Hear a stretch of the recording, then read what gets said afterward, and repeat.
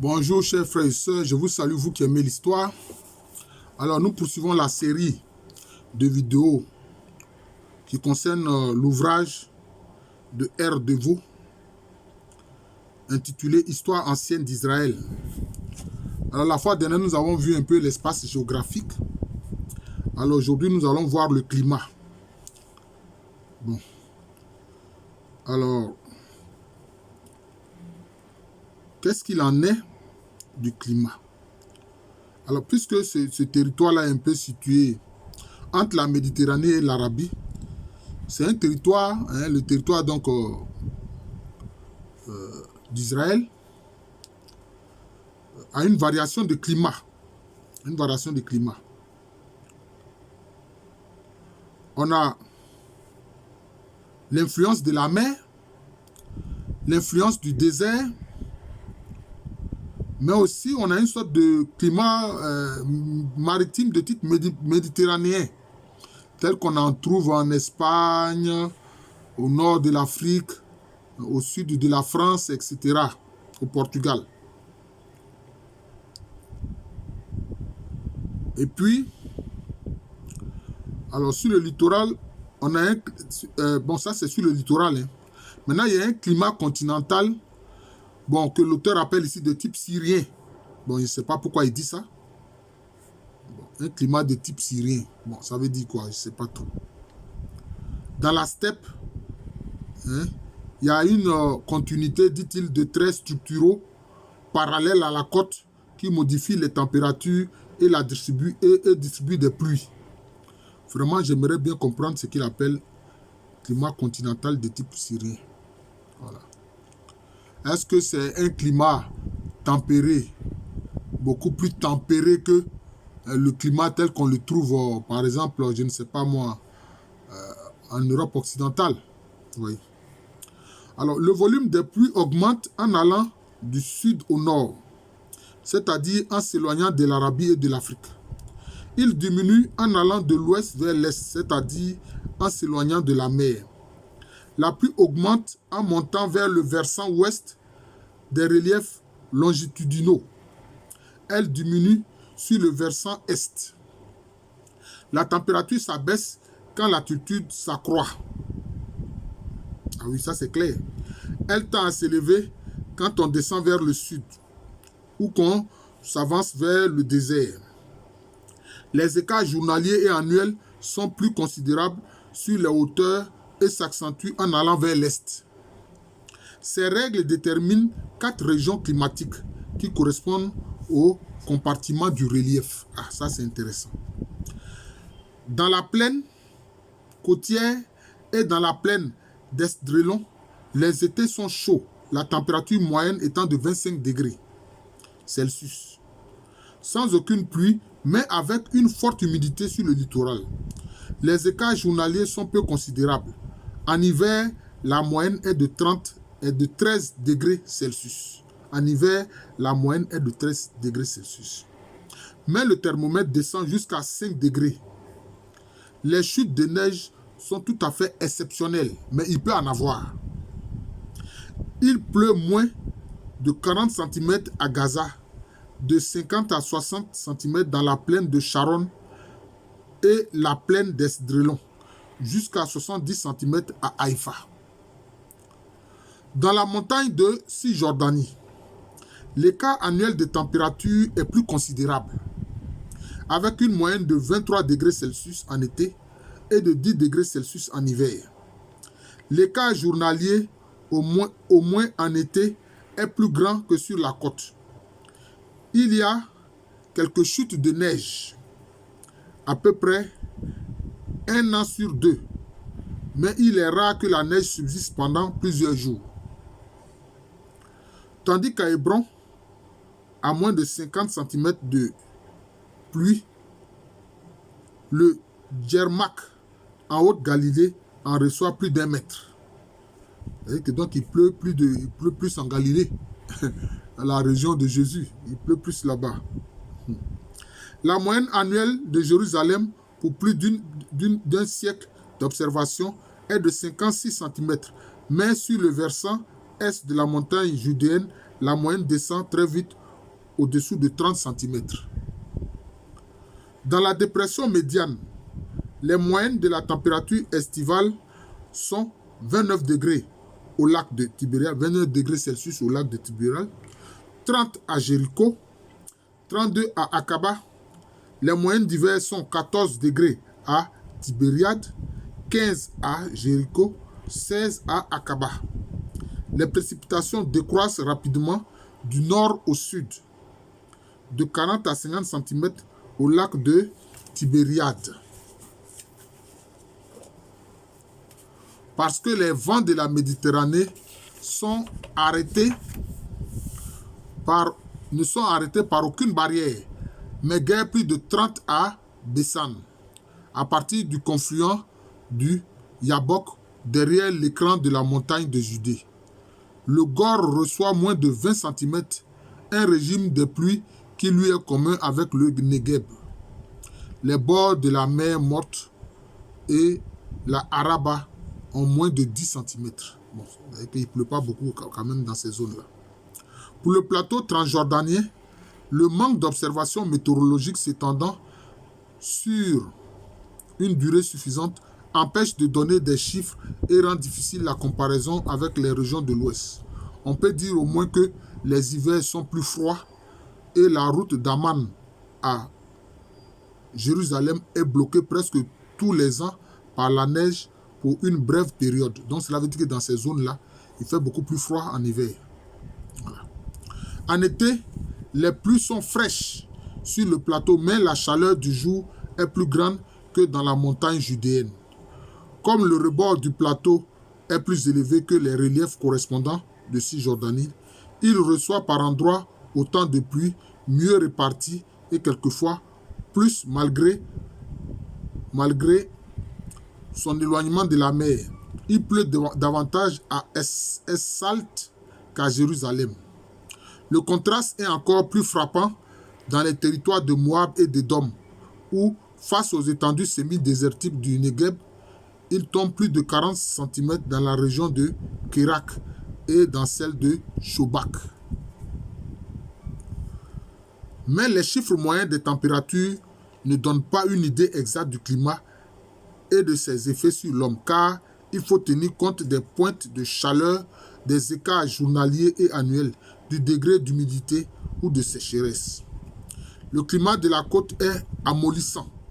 Celui de Jéricho est délicieux l'hiver, mais épuisant l'été. Le climat de la montagne judéenne, jamais trop froid ni excessivement chaud, suffisamment contrasté, est excellent. Bon, la région de Judée, où était qui est en fait la région d'origine de Jésus. Voilà. Parce que c'est là que se trouve Bethléem. C'est dans cette zone-là qu'est Bethléem. Voilà. Celui du plateau transjordanien est plus rude, avec ses contrastes saisonniers, le vent glacé du désert en hiver et la chaleur sèche de l'été. On a pu voir que dans une large partie du pays, la moyenne de pluie annuelle est très convenable. Jérusalem, dans les bonnes années, reçoit autant d'eau que Londres ou le bassin parisien. Mais la différence est dans la distribution des pluies au cours de l'année et dans leur irrégularité. Bon. Il n'y a que deux saisons. Une saison humide l'hiver et une saison sèche l'été. Les pluies commencent en octobre-novembre par des giboulées suivies de longs jours de beau temps. Le nombre de jours pluvieux augmente en décembre. Les mois les plus arrosés sont janvier et février. Il y a une régression nette en mars, peu de pluie en avril. Ces pluies de mars-avril assurent le succès des récoltes. La saison, c'est-à-dire que même, en fait, il pleut moins en mars et en avril, mais c'est bon pour les récoltes. Voilà. Parce que s'il pleut trop aussi, c'est pas bon. Voilà. Ça aussi, ça détruit les récoltes. La saison humide est séparée par la saison sèche par des périodes de transition, de la seconde moitié de septembre à la fin octobre et de mai au début de juin, pendant lesquels les vents et la température sont très instables. À plusieurs reprises et avec une intensité variable, le vent d'est ou du sud-est souffle pendant 2, 3 ou 4 jours, rarement plus.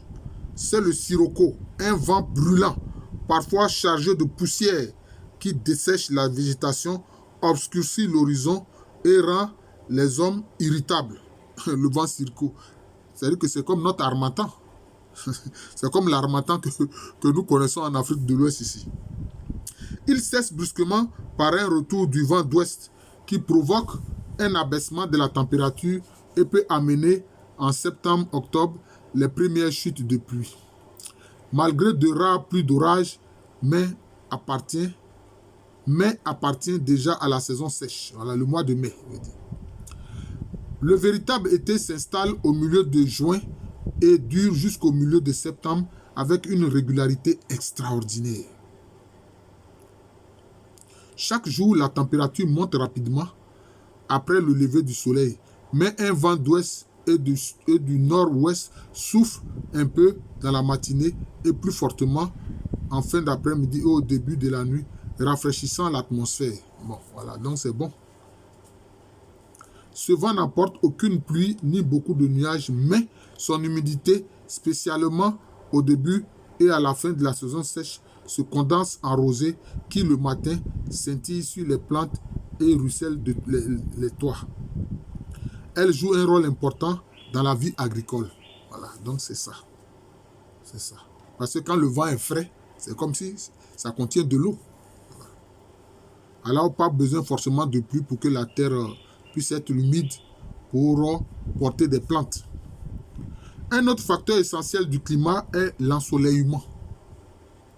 Le ciel est rarement entièrement couvert et ne le reste jamais longtemps. Dans un hiver même pluvieux, les jours de soleil sont nombreux. L'évaporation est active et soustrait une bonne partie de l'eau aux besoins de la terre et aux usages de l'homme. En revanche, ces journées ensoleillées, après de courtes pluies, assurent le départ de la végétation, parfois dès le début de l'hiver, et sa croissance rapide. Ainsi sont atténués les dommages de la saison sèche les dommages que la saison sèche peut faire à la production agricole. Donc cela veut dire que malgré la saison sèche, l'agriculture peut être très bien pratiquée dans cette région-là. Les moyennes fournies par la pluviométrie voilent de grandes irrégularités. Il arrive que les premières pluies se fassent attendre jusqu'en décembre, retardant les labours, ou qu'au contraire, des pluies précoces soient suivies d'une période de sécheresse qui rend improductives les semailles déjà faites, ou que les pluies d'arrière-saison soient trop pauvres et compromettent la récolte. Il y a aussi de grandes variations entre les années. 1944-1945, il est tombé plus du double de pluie qu'en 1946-47. En dehors de ces accidents brusques, il y a des séries d'années plus sèches suivies d'années plus humides entre 1958 et 1963. La pluie a été insuffisante pendant 5 ans, pendant 5 hivers consécutifs. Ces variations avaient une influence décisive pour la vie d'un pays qui, pendant l'époque de l'Ancien Testament, et à la différence de la Mésopotamie et de l'Égypte, ne pratiquait à peu près pas l'irrigation. Une sécheresse, aujourd'hui, l'État d'Israël pratique l'irrigation. Donc, quelquefois, le Jourdain n'a pas assez d'eau. Les gens parlent même d'un projet de faire un canal depuis l'océan Méditerranée ou bien la mer Rouge pour apporter de l'eau dans le Jourdain. Bon, mais ça risque d'être de l'eau salée. Alors, comment on fait? Voilà, comment on fait? Mais en tout cas, l'État d'Israël a trouvé le moyen de faire pratiquer l'agriculture à toutes saisons. Voilà, c'est cela. Même le Negev a été, je peux dire, le désert du Negev, ils sont arrivés à revertir le désert du Negev et à y pratiquer l'agriculture. Ça, l'État d'Israël l'a fait. Une sécheresse un peu prolongée amenait la famine même dans les régions riches en céréales, dans la zone subdésertique. Quelques centimètres d'eau en plus ou en moins, ou une différente distribution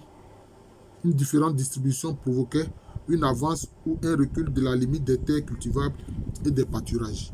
C'est pour ça qu'anciennement, dans l'Antiquité, quelquefois, les populations de ces régions-là, quand il y avait la famine, elles venaient en Égypte. C'est comme ça que Jacob est venu avec ses fils en Égypte. Voilà. Abraham lui-même a dû aller en Égypte face à la sécheresse. Donc vous voyez, c'est un peu cela. Le problème aussi, c'est que quelquefois, ces populations-là venaient pratiquer le pillage en Égypte. Et ça provoquait des conflits. Voilà, ça provoquait des conflits. Paysans et pasteurs n'étaient jamais assurés du lendemain. Voilà, c'est ça le problème. Mais l'historien peut se demander s'il est légitime de transférer les observations actuelles à l'Antiquité qu'il étudie. Si, en d'autres termes, il n'y a pas eu de changement du climat. Des réponses contradictoires ont été données à cette question et elles ont généralement été formulées des deux côtés d'une manière trop absolue. Il est certain que depuis le début des temps historiques, il n'y a pas eu de changement profond. L'archéologie, la Bible et les écrivains postérieurs établissent suffisamment la persistance de la même flore et de la même faune dans les mêmes régions. Voilà. Mais cela n'exclut pas qu'il y ait eu de lentes oscillations du climat comme on en a reconnu en Europe et en Amérique. Parce que la Terre est vivante, voilà, le climat fluctue. Voilà, le climat fluctue, c'est tout. Elles étaient de faible amplitude, mais elles pouvaient avoir des conséquences sérieuses dans un pays bordé par le désert et affecter le peuplement des régions semi-désertiques. On a tenté de mettre ces variations en rapport avec le développement de l'histoire humaine. L'historien peut tenir compte de ce facteur climatique et faire des hypothèses, mais il doit savoir que ces hypothèses ne peuvent pas être prouvées tant qu'une histoire du climat dans le Proche-Orient n'aura pas été établie indépendamment de l'archéologie et des tests. De toute manière, ce facteur naturel a joué un rôle très secondaire à côté des interventions de l'homme. Ce sont elles surtout qui ont changé le paysage et l'écologie de la Palestine et qui ont orienté son histoire. Voilà. Je vous remercie. Donc, on vient de voir ainsi un peu le climat de l'ancien Israël tel qu'il était. Voilà. Mais évidemment, il est net que Air Devo, c'est à partir des données climatiques de l'époque contemporaine qu'il essaie de faire, je peux dire, émettre des hypothèses pour voir à peu près ce qu'était le climat anciennement. Voilà. Parce que de toutes les façons, anciennement, les gens arrivaient à pratiquer l'agriculture. Ils plantaient la vigne, ils plantaient le blé, des céréales, etc. Et puis aussi des olives. Voilà. C'était surtout les trois principales productions agricoles. Parce que le climat le permettait. Mais il arrivait qu'il y ait des moments de sécheresse. Voilà. Comme on le voit, on dit dans la Bible que Élie a bloqué la pluie pendant près de, je ne sais pas si c'est 3 ans, etc. Et que ça a provoqué la sécheresse et la famine. Bon, donc cela veut dire qu'il y avait des périodes aussi où il y avait une grande sécheresse, où il n'y avait pas de pluie. Quand c'est comme ça, ça provoque la famine. Et alors ces populations-là viennent en Égypte. Voilà, viennent en Égypte. Le pays des Noirs, le pays des Khmets. C'est ça la vérité. Alors je vous remercie. L'ouvrage est très volumineux, l'ouvrage de R. Deveau sur l'histoire ancienne d'Israël, c'est très volumineux, donc je ne sais pas combien de temps on va prendre pour finir cette série-là, mais petit à petit, avec l'aide de Dieu, bon, on le fera. Alors prochainement, on va voir la géographie humaine et l'économie. Voilà, la géographie humaine, c'est important pour voir quelles sont les populations qui habitaient ce coin-là. Bon. Voilà. J'espère que R. Deveau va dire la vérité sur les populations, parce qu'on a une idée des populations qui y vivaient. Voilà. Je vous remercie. Je suis le professeur Alou Kwame René, professeur titulaire d'histoire à l'université Félix Houphouët-Boigny, université qui est à Abidjan, c'est à Cocody. C'est en Côte d'Ivoire, un pays situé en Afrique de l'Ouest. Merci encore et bonne journée à tous.